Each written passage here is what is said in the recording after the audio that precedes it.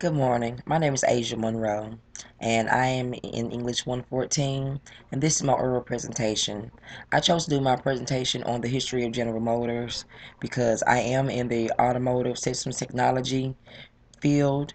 That's my major, so I want to do something that I could kind of get something out of in addition to anyone else that I was educating.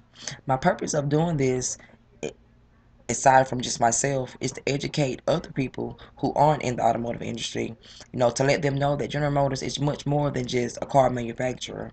That under General Motors, there are quite a few other companies that they manage and they oversee that do much more than just make cars, as a lot of people may think. So, hope you enjoy. GM was initially started in 1908 in Flint, Michigan by Mr. William C. Durant.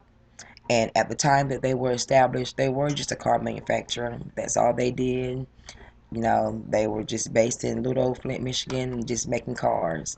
Eventually, over the years, they started branching out more and more, and they established subsidiaries under them, to help and do their work.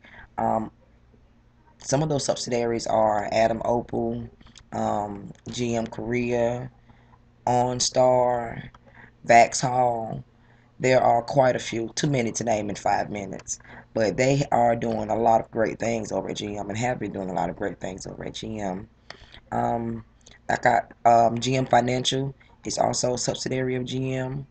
Loans, GMAC Insurance, that a lot of people may not know, the insurance company, which is my insurance company, and I never knew that they were part of GM.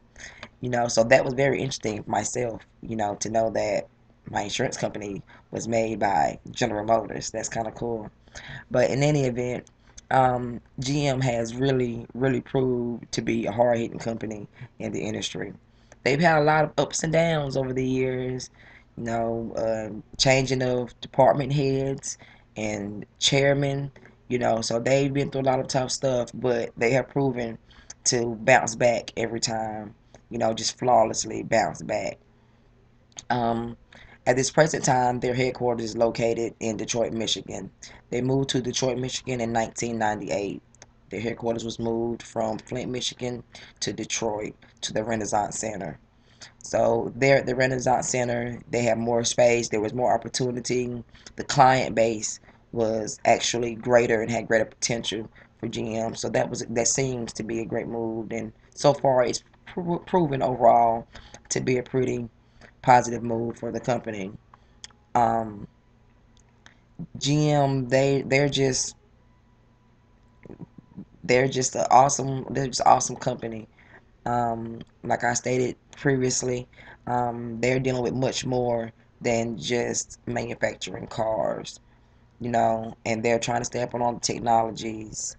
Um, they've had many, many 10 or more subsidiaries that they have since, dissolved, that are no longer. But for everyone that they got rid of, they got another one in its place. So everything happens for a reason. As I was doing my research and I was reading, through my information, I was like, again, something happened again. But before I, could get my throats out good, I would see that, oh, there was a bigger picture to that. So they're doing a lot of things, a lot of great things over at General Motors, and they proved to be a major competitor. And at one point in time, they were the only business to pay over $1 billion worth of taxes.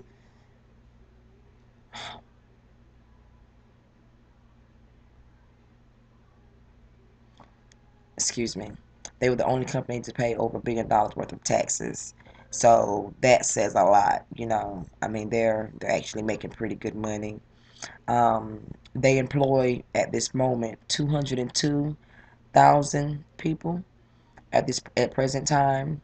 So even with their bailout and everything that has happened, they're still a major competitor.